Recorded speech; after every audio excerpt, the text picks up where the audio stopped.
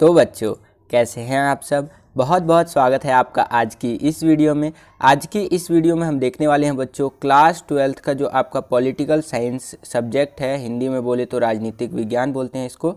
तो इसका जो नए सिलेबस के अकॉर्डिंग चैप्टर 3 बनता है पहली बुक का, जिसका नाम है सत्ता के नए केंद्र, न्यू सेंटर्स ऑफ पावर बोलेंगे इंग्लिश में।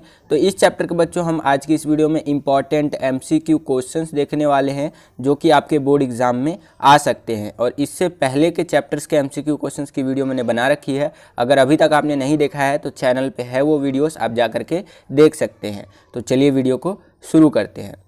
तो देखिए बच्चों, पहला क्वेश्चन जो इस चैप्टर से आपसे पूछ सकता है, यहाँ पर मैंने लिया है आपके लिए कि EEC का पूर्ण रूप लिखिए। अब आप बोलेंगे EEC का पूर्ण रूप क्या होगा सर?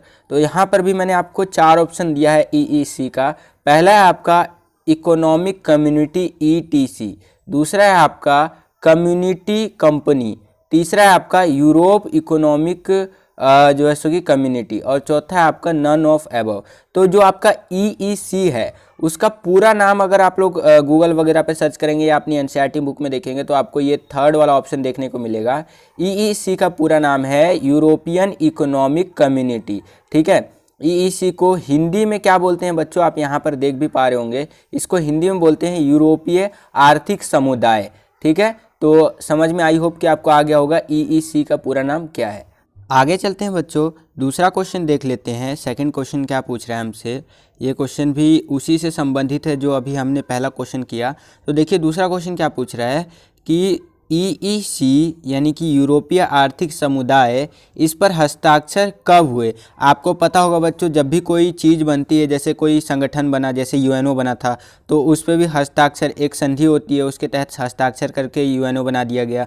तो उसी तहत अंतर्राष्ट्रीय राजनीति में देखा जाए, इंटरनेशनल पॉलिटिक्स में कोई भी चीज़ बनती है तो सभी देशों की सहमति लगती है, सभी सहमति पत्र पर हस्ताक्षर करते हैं जब उसका निर्माण होता है। तो जब EEC जो है यूरोपीय आर्थिक समुदाय, इस पर हस्ताक्षर कब हुआ और इसका निर्माण कब हुआ, उसी के बारे में हमसे यहाँ पूछ रहा है। तो यहाँ पर भी आपको 4 ऑप्शन देखने को मिलेगा, यहाँ पर आप देख सकते हैं। पहला है आपका सन 1916 में, दूसरा है आपका सन 1918 में, तीसरा है आपका सन 1947 में, और चौथा है आपका 1957 में। तो हम लोग EEC का बात करते हैं। EEC का मतलब यूरोपीय आर्थिक समुदाय ये है। ठीक है, तो इस पे जो हस्ताक्षर होकर इसका निर्माण हुआ था वो हुआ था, ये फोर्थ वाला ऑप्शन इसका सही होगा, 1957 में जो है सो कि हुआ था इस पे क्या बोलते हैं हस्ताक्षर। ठीक है, तो आई होप बच्चों ये वाला क्वेश्चन भी आपको समझ में आ गया होगा। आगे चलते हैं बच्चों, अगला प्रश्न देख लेते हैं जो कि आपके बोर्ड एग्जाम में आ सकता है। अगला प्रश्न, थर्ड क्वेश्चन देखिए बच्चों क्या पूछ रहा है कि यूरोप में यूरो मुद्रा का प्रचलन कब शुरू हुआ। जैसे हमारे यहाँ पर रुपया चलता है, वैसे यूरोप की बात कर रहा है तो वहाँ पर यूरो मुद्रा चलती है। ठीक है, तो वहाँ पर ये पूछ रहे हैं हमसे कि यूरो मुद्रा जो है वहाँ की जो करेंसी है, तो उसका प्रचलन कब शुरू हुआ। यहाँ पर 4 ऑप्शन आपके सामने दे रखा है, आप देख सकते हैं। सन 2001 में शुरू हुआ, या फिर सन 2002 में शुरू हुआ, या फिर सन 2003 में शुरू हुआ, या फिर सन 2004 में शुरू हुआ यूरो मुद्रा का प्रचलन। तो आपको बताना चाहूँगा बच्चों, जो यूरोप में यूरो मुद्रा का प्रचलन जो शुरू हुआ था, ये दूसरा वाला ऑप्शन सही होगा बच्चों, सेकंड वाला। सन 2002 में वहाँ पर यूरो मुद्रा का प्रचलन जो है सो कि शुरू हुआ था। तो आई होप कि ये वाला क्वेश्चन भी आपको समझ में आ गया होगा। ये क्वेश्चन बहुत इंपॉर्टेंट है बच्चों, ध्यान रखिएगा। चलिए फोर्थ क्वेश्चन पे ध्यान दे देते हैं। फोर्थ क्वेश्चन हमसे क्या पूछ रहा है, तो यहाँ पर आप देख पा रहे होंगे कि देखिए SEZ, सैज का क्या अर्थ लिया जाता है। ठीक है, तो सैज के बारे में हमें बताना है, इसका एक तरह से फुल फॉर्म पूछा है हमसे। तो यहाँ पर भी आप 4 ऑप्शन देख पा रहे होंगे बच्चों। पहला है आपका सर्विस इकोनॉमिक जोन, दूसरा है आपका सर्वर इकोनॉमिक जोन, और तीसरा है आपका स्पेशल अर्थ जोन, और चौथा है आपका स्पेशल इकोनॉमिक जोन। इन चारों में से सैज का क्या अर्थ निकाला जाता है, हमें ये बताना है।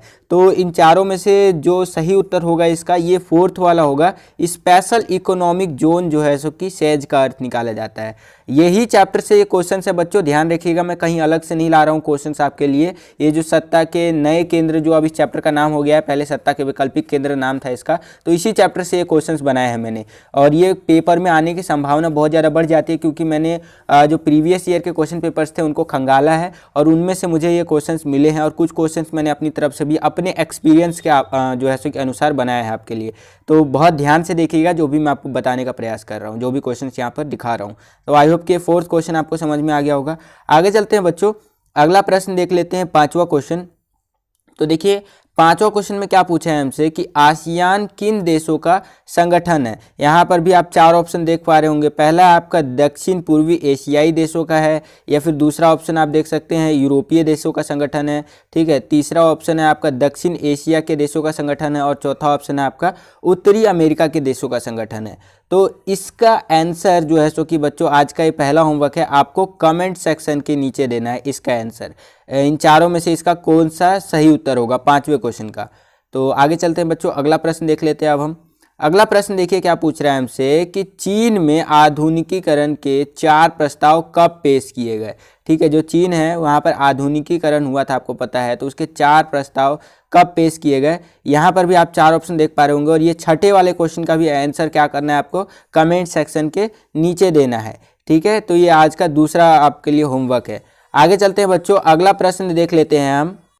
दूसरा क्वेश्चन देखिए, ये 7वां क्वेश्चन हमसे क्या पूछ रहा है कि किस वर्ष यूरोपीय संघ की स्थापना हुई थी, ये हमें बताना है। कौन सा ऐसा सन था जब आपका यूरोपीय संघ का क्या हुआ था, स्थापना हुआ था। हमें यूरोपीय संघ की स्थापना के बारे में बताना है। यहाँ पर भी आप 4 ऑप्शन देख पा रहे होंगे बच्चों। पहला है आपका 1992, दूसरा है आपका 1989 1989, तीसरा है आपका 1987, और चौथा ऑप्शन है आपका 1996। तो आपने चैप्टर पढ़ा होगा बच्चों, तो आपको पता होगा जो यूरोपीय संघ की स्थापना हुई थी आपकी वो 1992 में हुई थी। कब हुई थी? 1992 में हुई थी। आई होप कि ये क्वेश्चन भी आपको समझ में आ गया होगा। आगे चलते हैं बच्चों, अगला प्रश्न देख लेते हैं हम। 8वां क्वेश्चन क्या पूछ रहा है हमसे कि अमेरिका के मुकाबले सत्ता के वैकल्पिक केंद्र के रूप में कौन उभर कर सामने आया है। अगर हम लोग अमेरिका की बात करते हैं तो वो एक सत्ता का मतलब एक केंद्र माना जाता है, तो उसके मुकाबले यहाँ पर कंपैरिजन के बारे में बता रहा है कि उसके मुकाबले अगर हम लोग देखें तो सत्ता के वैकल्पिक केंद्र के रूप में,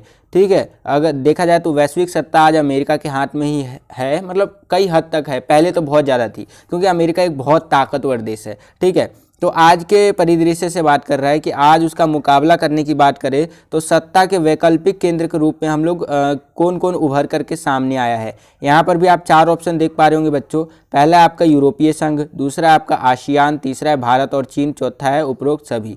तो इसकी बात कर रहा हूँ मैं बच्चों, अगर सत्ता के वैकल्पिक केंद्र के रूप में, तो यहाँ पर तो ये उपरोक्त सभी वाला ऑप्शन सही होगा। क्यों? क्योंकि देखिए यूरोपीय संघ भी उभर करके आया है, आसियान जो है सो कि वो भी उभर करके आया है, भारत और चीन जो है सो कि एक उभरती महाशक्ति है आज के टाइम पे अगर हम लोग बात करें, तो ये 4th वाला ऑप्शन जो है ये सही होगा, ठीक है, कि उपरोक्त सभी जो है अमेरिका के मुकाबले सत्ता के वैकल्पिक केंद्र के रूप में जो है सो कि उभर करके सामने आए हैं आज के परिदृश्य से अगर हम लोग बात करें तो। आई होप कि 8वां क्वेश्चन भी आपको समझ में आ गया होगा बच्चों। आगे चलते हैं हम अपना अगला प्रश्न देख लेते हैं। 9वां क्वेश्चन हमसे क्या पूछ रहा है, तो देखिए 9वां क्वेश्चन क्या पूछ रहा है कि एफटीए का पूर्ण रूप लिखिए। एफटीए का आपको पूर्ण रूप बताना है। तो यहाँ पर भी आप 4 ऑप्शन देख पा रहे होंगे। पहला आपका फ्री ट्रेड असाइनमेंट, दूसरा आपका फ्री ट्रेड असाइनमेंट, और तीसरा आपका फ्री ट्रेड एग्रीमेंट, चौथा है नन ऑफ अबव। तो आपको पता होना चाहिए बच्चों, जो आपका एफटीए का पूर्ण रूप, एफटीए का पूरा नाम जो है वो ये 3rd वाला ऑप्शन है, फ्री ट्रेड एग्रीमेंट, ठीक है। इसको हिंदी में क्या कहते हैं बच्चों, यहाँ पर भी आप देख सकते हैं हिंदी में, ये मैं आपको दिखा देता हूँ। ये देखिए हिंदी में इसको बोलते हैं मुक्त व्यापार समझौता बोल लीजिए, या फिर अंतर्राष्ट्रीय संधि कह लीजिए, ठीक है। तो ये आपका एफटीए है। आई होप कि ये क्वेश्चन भी आपको समझ में आ गया होगा। आगे चलते हैं, अगला क्वेश्चन देख लेते हैं बच्चों। 10वां क्वेश्चन क्या पूछ रहा है हमसे कि इनमें से कौन सा देश आसियान संगठन का सदस्य नहीं है। यहाँ पर भी आप 4 ऑप्शन देख पा रहे होंगे बच्चों। पहला आपका मलेशिया, दूसरा आपका सिंगापुर, तीसरा आपका पाकिस्तान, और चौथा है आपका इंडोनेशिया, ठीक है। तो आपको पता होना चाहिए बच्चों, ये पाकिस्तान वाला ऑप्शन जो है सो कि कहीं ना कहीं सही होगा, ठीक है। आगे चलते हैं बच्चों, अगला प्रश्न देख लेते हैं।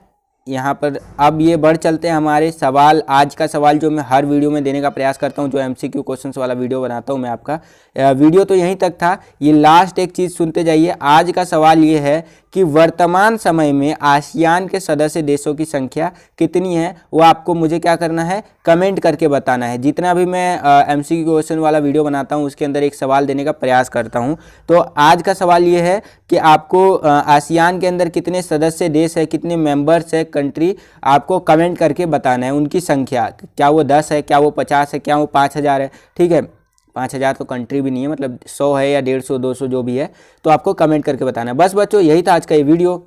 आई होप कि आपको ये वीडियो पसंद आएगा बच्चों। अगर आपको ये वीडियो पसंद आया तो लाइक कीजिए इस वीडियो को। अगर आप हमारे चैनल पर नए आ गए और हमारे चैनल को सब्सक्राइब नहीं किया है तो चैनल को सब्सक्राइब कर लीजिए। बगल में आपको बेल का आइकन, एक घंटी या घंटा कुछ भी कह सकते हैं, उसका आइकन देखने को मिल रहा होगा, इसको प्रेस करके ऑल पे क्लिक कर दीजिएगा। इससे आने वाले हमारे चैनल पर नए वीडियोस के नोटिफिकेशन सबसे पहले आपको मिल जाया करेंगे। आज के लिए इतने बच्चों, मिलता हूं आपसे अगली और एक्साइटिंग वीडियो में। तब तक के लिए खुश रहिए, खुश रखिए सभी को। जय हिंद, वंदे मातरम।